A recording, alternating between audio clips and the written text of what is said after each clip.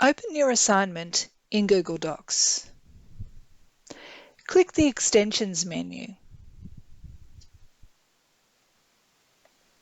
Click Add-ons and go across to Get Add-ons and click on it. Search the Google Workspace Marketplace for the EndNote app. Click the EndNote app. Click Install. You will need to sign in with your Google account for the first screen.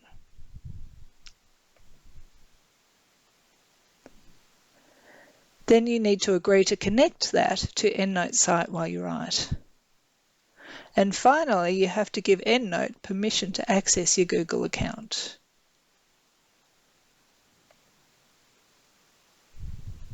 Once you see that the extension has been installed, you can close that window and the Workspace Marketplace window. Reload your page, and you should be able to now access the EndNote extension from the Extensions menu. So click Extensions and go to the EndNote 21 site while you write down the bottom and click Open. Now, the first time that you use it on this machine, you will need to log into your EndNote Online account.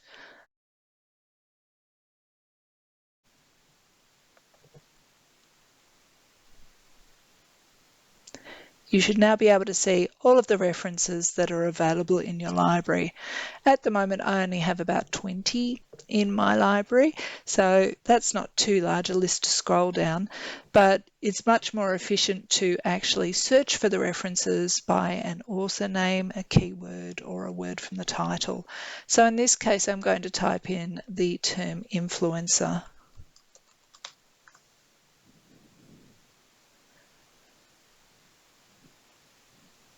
And EndNote is checking all of my records, and it will pull up a list of all of the ones that match.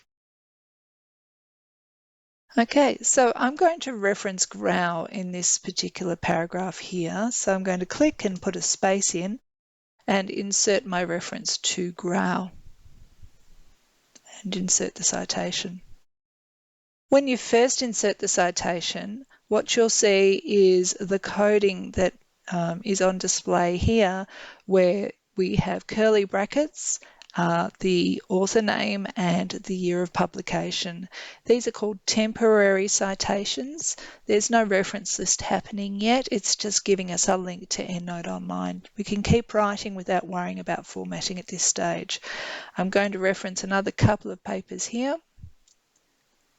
I can select more than one paper if they are discussing the same topic and I'm summarising their opinions. So click Insert Citation and the links, unable to insert citation. The cursor is not in the right spot, so I need to dismiss this and I need to put the cursor in the document